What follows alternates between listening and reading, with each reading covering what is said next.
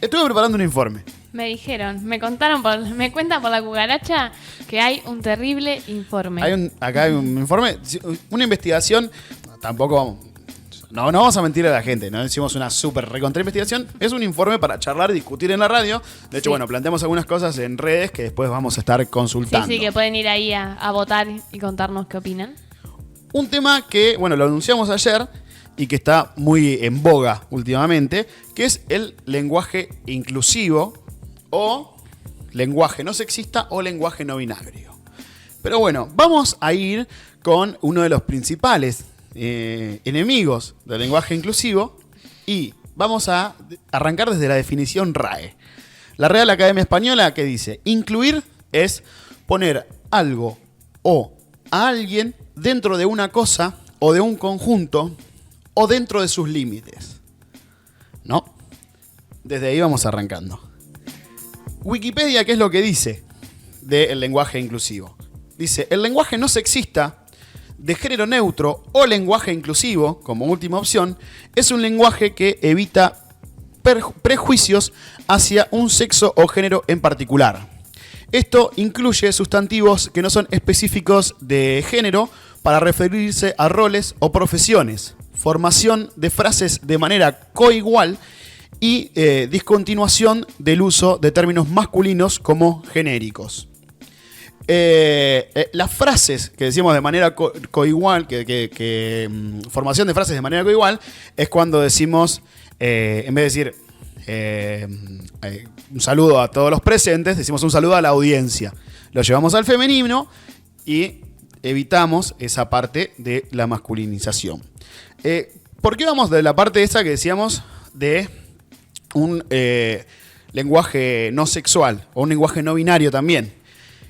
Hay una parte que estuvimos viendo del doctor Juan Eduardo Bonín, que es el lingüista e investigador de CONICET, que da una explicación, y es: si hay 10 varones, se dice todos. Si hay 10 mujeres, se dice todas.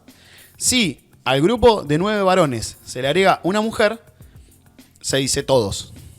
Y si al grupo de 9 mujeres se le agrega un varón, se dice todos, no se sigue diciendo todas. Entonces estaba marcando una desigualdad en el lenguaje, más allá de esto que siempre marca la Real Academia Española.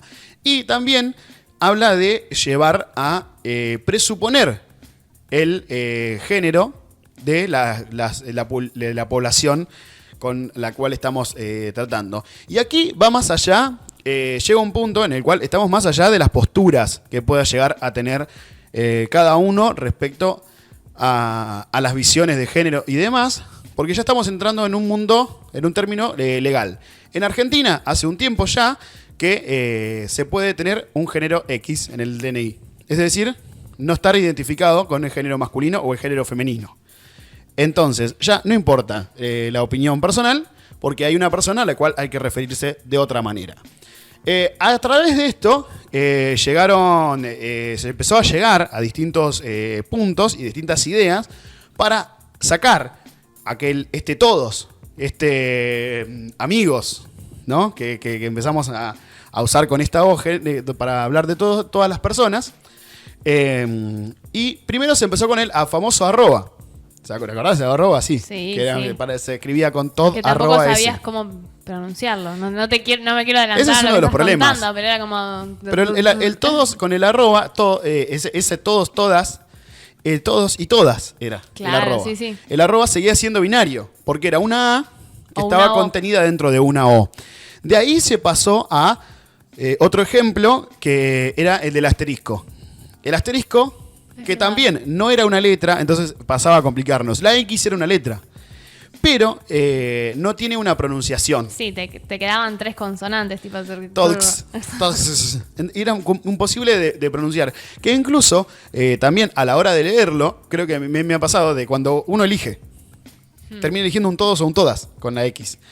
No lees todos en tu cabeza por más que no lo pronuncies. Y entonces lo que se llega es a esta famosa E, que nos da legibilidad, pronunciación y nos saca del binarismo de la A y de la O. Cuando la A se la asocia con lo femenino y la O con lo masculino. Y decíamos, ya esto está más allá de lo que son las pretensiones de cada uno. Porque en Argentina, al existir la posibilidad de tener género X en el DNI, ya hay una tercera opción que no es el binarismo de masculino o femenino, y también hay que incluirlos. Y no se puede presuponer en un país donde una persona puede elegir su género en el DNI, por lo cuanto la forma legal en la que es tratada o tratade, hay que nombrarlo sin presumirlo. Entonces, sin preasumirlo, digamos. No sería presumir la palabra, sin asumirlo previamente. Pero bueno, hay un enemigo que se presenta y que siempre dice que el lenguaje inclusivo no funciona. No se puede aplicar. Que siempre aparece que es la Real Academia Española. Entré a ver qué es la Real Academia Española y se presenta. La Real Academia Española, fundada en 1713 por iniciativa de Juan Manuel Fernández Pacheco y Zúñiga, tomá el apellido, marqués de Villena, es una institución con personalidad jurídica propia que tiene como misión principal velar porque los cambios que experimente la lengua española en su constante adaptación a las necesidades de sus hablantes no quiebren la esencial unidad que mantiene en todo el ámbito hispánico, según establece el artículo 1 de sus actuales estatutos. De conformidad con este mismo texto, la RAE debe, entre comillas, cuidar igualmente de que esta evolución conserve el genio propio de la lengua, tal como éste ha ido consolidándose con el correr de los siglos, así como de establecer y difundir criterios de propiedad y corrección y de contribuir a su esplendor.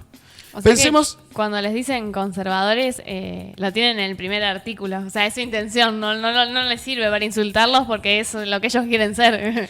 también pensemos esto, que es la Real Academia, o sea, su categoría de real, es una organización que responde a la corona. Y también pensemos que en su fundación en 1713 estamos hablando de la corona española con dominios en toda América. Claro, sí, sí. Controlar la hispanidad, controlar el lenguaje, era una forma de establecer una política gubernamental, de ordenarse en cómo nos vamos a tratar. Y vamos a creer en esto, vamos a hablar de este modo y nos vamos a organizar así.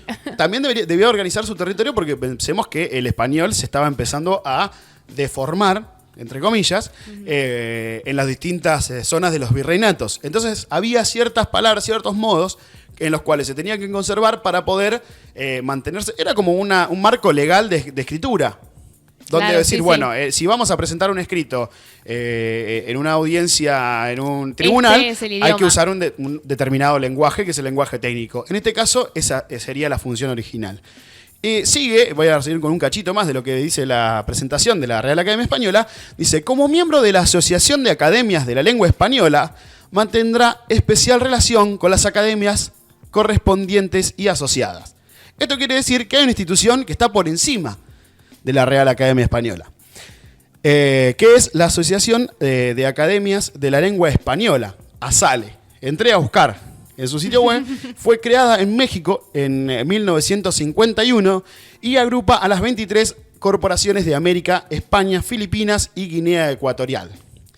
La ASALE, que ha celebrado 16 congresos desde su constitución a mediados del siglo XX, dice, o sea que tiene un error de concordancia entre el plural y el singular. Así que bueno, ahí vemos cómo nos están rigiendo. Sí. Tiene su sede corporativa en Madrid, en dependencias de la Real Academia Española, de la RAE. O sea que tenés un organismo que es, supuestamente es un organismo madre, pero que funciona en la sede de la RAE. Entré a buscar, porque nuclea academias de todos los lugares que son hispanoparlantes, ¿dónde está la como Academia por ejemplo Argentina? nuestro país. Y ahí está la Academia Argentina de Letras, que se fundó el 13 de agosto de 1931 en Buenos Aires por decreto del presidente provisional de la Nación, José Félix Uriburu, y del ministro de Justicia e Instrucción Pública, Guillermo Rote. Llama la atención una cosa, y es que siendo la Academia Argentina de las Letras, que diga decreto del presidente provisional de la Nación, José Félix Uriburu, cuando sabemos que la lengua española puede usar palabras como dictador o presidente de facto, refiriéndose y no como presidente provisional. Y esto es un texto que sigue existiendo en el día de hoy. O sea que la Academia Argentina de Letras elige qué palabras utilizar para referirse a estas cosas. En sus relaciones con la Real Academia Española se adoptó el régimen de asociada hasta noviembre de 1999. De ese año pasó a la categoría correspondiente de la Asociación de Academias de Lengua Española. Entré al sitio, donde lo primero que encontramos es que Alicia María Zorrilla, que figura en la página como presidenta de la Academia Argentina de Letras, escribe una posición en contra del lenguaje inclusivo, o lenguaje no binario, o lenguaje no sexista, como hemos nombrado nosotros. Pero bueno, haciendo alusión, llamándolo como lenguaje inclusivo. Y destaquemos que figura como presidenta, que es algo que también en su momento... fue muy discutido si la E no marcaba género, entonces ¿por qué? Sí, y que durante mucho tiempo... que pensemos que se ha hablado incluso hasta de la señora juez o la señora ministro. Claro, sí. Con cargos había que muchas directamente... en su momento. Muchas que se decían en los pocos casos también. Hay toda una relación como de decir, bueno, son palabras, pero se dice ministro y no ministra porque no hay ministras mujeres. Como que también marcan un poco la historia, los procesos. Presidenta está mal, pero no se dice la sirviente, sino una palabra horrible que ya no se usa. Pero digo, en su momento, como... Era raro todo. Sí, las palabras que terminaban en ente decían que no había que cambiarse el sexo, pero bueno, el género, perdón. Sí. Pero en este caso, la señora Alicia María Zorrilla está anunciada dentro de la página de la Academia Argentina de las Letras como presidenta. Y entre lo que dice en su artículo, saqué algunas partes, dice: para la Academia Argentina de Letras, indefectiblemente deben recorrerse dos caminos, el lingüístico y el sociopolítico. Una lengua, un cuerpo lingüístico, no puede inventarse o reinventarse conscientemente de la noche a la mañana. No pueden reemplazarse las letras A y O que diferencian el género con la arroba, el asterisco, la E o la X, porque se tiene la voluntad de hacerlo en contra del androcentrismo o de reflejar con ello una realidad sociopolítica. Esa sustitución es lejana a la morfología del español e innecesaria, pues el masculino genérico o masculino gramatical ya es inclusivo y cumple esa función como término no marcado de la oposición de género. Prestemos atención a algo que lo vamos a retomar más adelante con otra persona que estudia esto, y es separar el camino lingüístico del sociopolítico, que es algo que nos está proponiendo la señora Zorrilla, que es presidenta de la Academia Argentina de Letras. Los sustantivos masculinos no solo se emplean para referirse a los individuos de ese sexo, sino también en los contextos apropiados para designar la clase que corresponde a todos los individuos de la especie sin distinción de sexos, y que es habitual en las lenguas románicas y también en las de otras familias lingüísticas usar los sustantivos masculinos de persona para designar a todos los individuos de la clase que se mencione, sean varones o mujeres. Esto es lo que dice a grandes rasgos en su artículo. Pero nos podemos encontrar con otra charla de una mujer que es investigadora, además de ser docente, que es la doctora Elena del Carmen Pérez, que es decana de la Facultad de Lenguas de la Universidad Nacional de Córdoba, y que lo que habla es que la lengua no circula aislada de la cultura y de sus hablantes. Es decir, la lengua no es algo que va por un camino. La lengua es algo que sale y que se construye entre nosotros, entre nosotres, entre las personas, entre sus hablantes. Y lo que ella hace referencia hacia el lenguaje inclusivo, dice que es una piedra que rompió el cristal de una ventana. Podemos ver su vocación literaria, porque las ventanas no tienen cristales, sino que tienen vidrios, pero es mucho más poético. Sí. Así que sí, confío mucho más en una persona que ama la poesía, claramente. ¿Y qué es lo que dice? Vino a señalar algo. Rompió. Y quizás esa es la función. No modificar la forma en la que hablamos por completo, sino empezar a molestar y a señalar ciertas cosas. También sostiene y acompaña esta idea que es: las lenguas no cambian por la imposición de una minoría prepotente, sino por la producción de miles de minúsculos pactos entre los hablantes que un día llegan a todas las voces y a todas las conciencias. Y esto es algo que se va repitiendo. El doctor Juan Eduardo Bonín, que decíamos hoy temprano, lo nombrábamos, que es lingüista e investigador de CONICET, dice, las palabras no significan lo que dice el diccionario, sino lo que las personas hacemos con ellas. Y ahí volvemos a retomar esta idea de ese cambio y donde lo sociocultural y el lenguaje y la lengua no pueden ir por separado, porque son parte de lo mismo. La lengua habla, se mueve, se transforma y muta a través de lo que vamos hablando, a través de cómo nos vamos vinculando y cómo nos vamos relacionando. Y cambia con su tiempo. Otra de las cosas que destaca Bonín es que la obligación sigue siendo una imposición.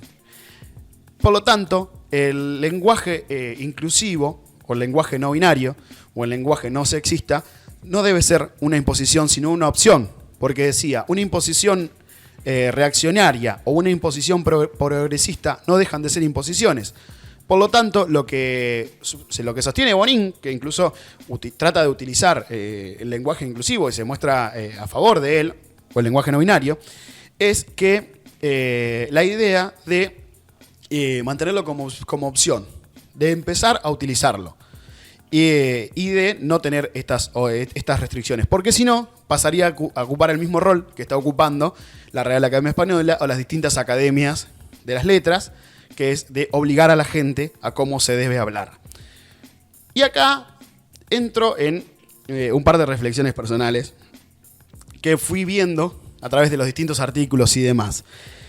Hay algo que ocurre con las academias, a las cuales todos las vemos y les prestamos atención y demás, que son parte del discurso también, parte de la discusión, pero las academias de letras de distintas partes del mundo son en parte como el reglamento del uno. Existen, están, su función es ordenar lo que vamos a hacer, pero nadie les hace caso. Por más que sepamos que existan, por más que nos referenciemos para apoyarnos en muchos casos en una validez que dan esas normas, cada grupo social, en este caso cada grupo de amigos, de familiares, de quienes sean que se sienten a jugar al uno, tiene sus propias reglas. En mi casa, por ejemplo, el +2 puede ir arriba del +4. Seguramente a mucha gente que está del otro lado esto le parece una aberración. Bueno, eso también en parte sucede con las personas hablantes, con la gente, con lo que pasa con la Real Academia. La Real Academia, tanto como las reglas del 1, en las reglas del 1 el +2 no se puede poner arriba del +4, pero nadie puede venir, el 1, la gente que lo inventó, no puede venir a obligarme cómo jugarlo en mi casa, y de la misma forma la Real Academia o la Academia Argentina de Letras y demás no tienen potestad sobre cómo obligar a la gente a cómo hablar. Bueno, esto sí empieza a pasar en distintas instituciones, pero se ha ido avanzando con facultades que permiten, no ya en un rol que van más en línea con lo que dice el doctor Bonín, que es permitir y no obligar. Permitir que se puedan realizar trabajos, exposiciones y demás donde se utilice el lenguaje inclusivo.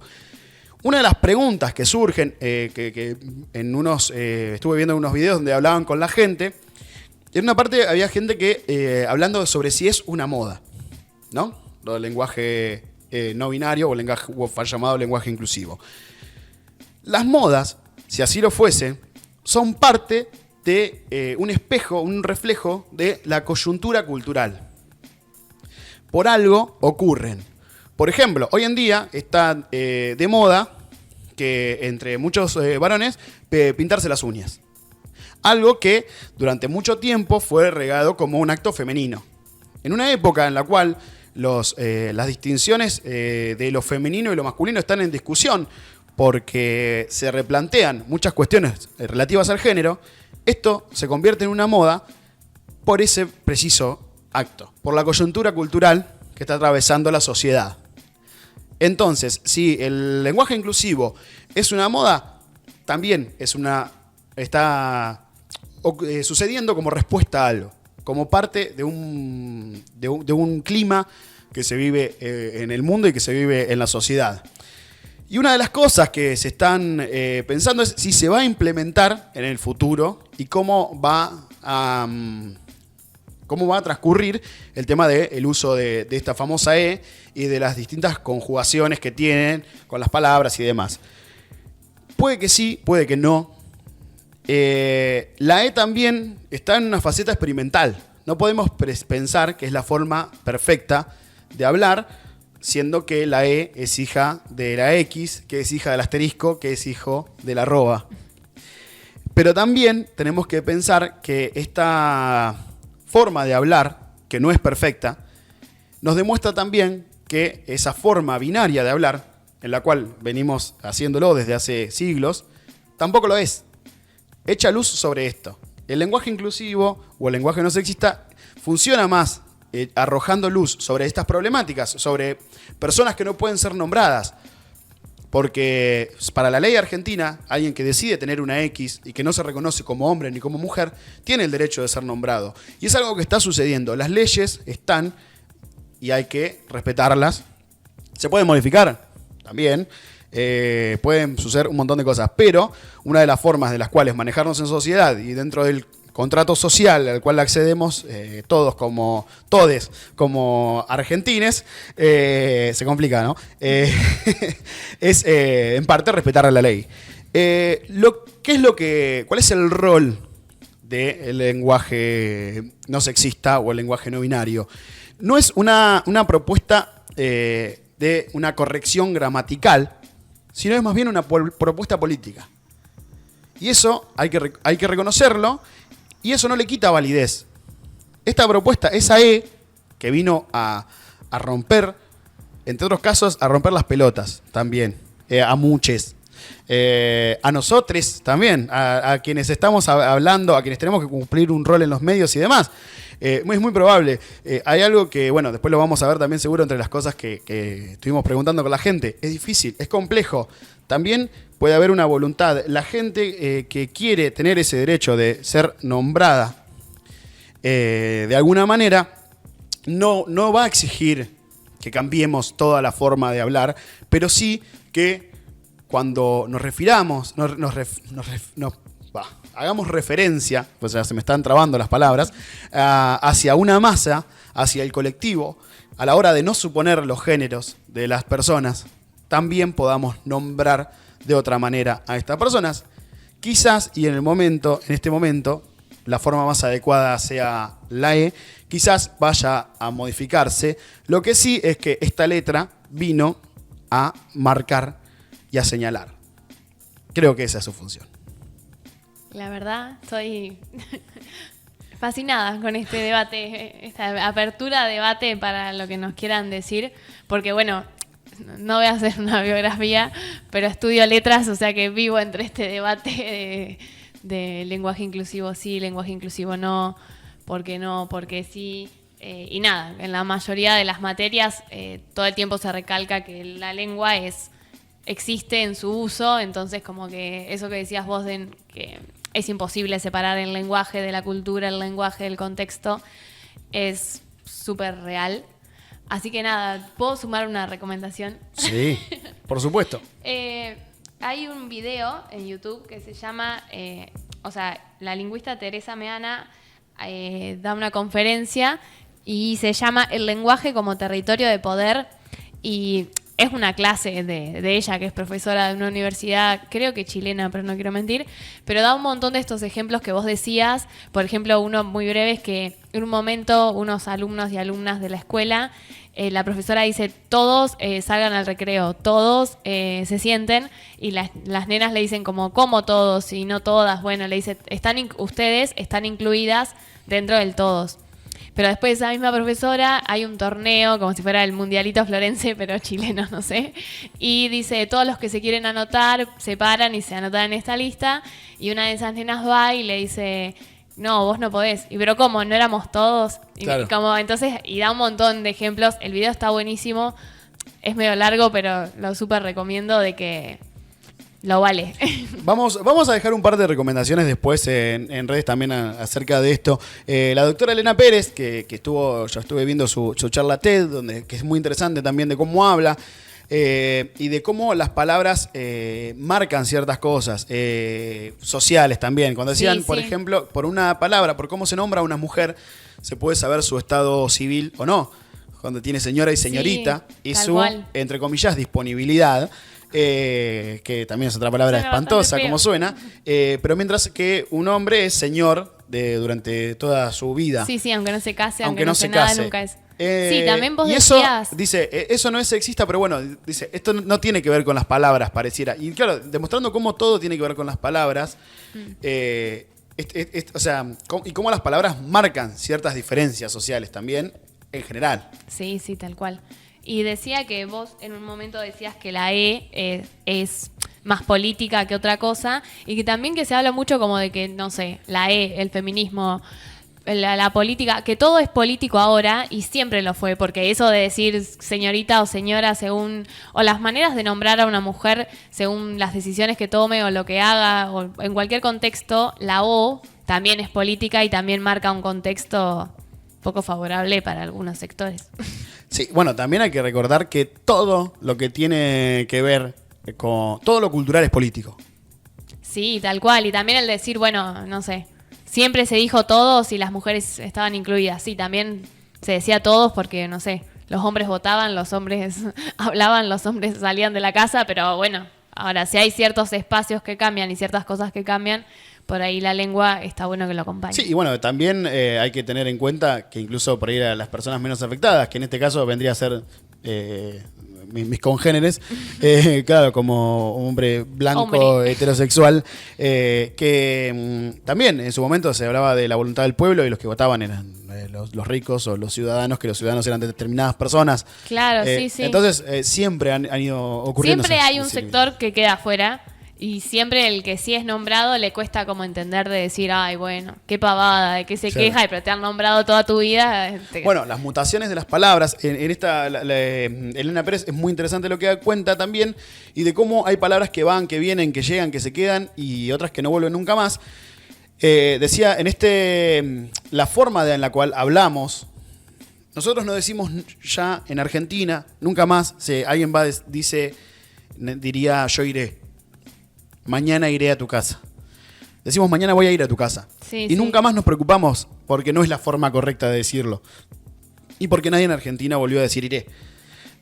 Pero y un montón de verbos mal conjugados, de palabras que uno engancha como quiere, como le parecen, y nadie dice, no, la RAE. La cantidad de veces que la gente dice algo en femenino, en vez de decir, ahora no se me ocurre un ejemplo, pero primer canción, tipo es primera. Ah, claro, sí, y nadie viene con la RAE tipo es ilegal, que tipo, como que importa en determinados momentos nada más. ¿Qué dijo la gente en nuestra cuenta de Instagram? Que estuvimos haciendo un par de encuestas. Sí, así es. Primero preguntamos si estaban de acuerdo con el uso de este lenguaje no sexista o inclusivo, y el 92% de los votantes dijeron que sí y el 8% dijo que no. También preguntamos a la hora de hablar en lenguaje inclusivo con qué frecuencia lo usaban. Las opciones eran nada, poco, a menudo o bastante, y la mayoría de votos la obtuvo a menudo. Como no todo el tiempo, pero con una frecuencia importante. Y por último, abrimos la cajita de preguntas y preguntamos si tenían alguna opinión o algo para decir al respecto. Y un oyente nos dijo: uso todes, amigues, chiques, pero me cuesta mucho seguirlo en medio de una oración.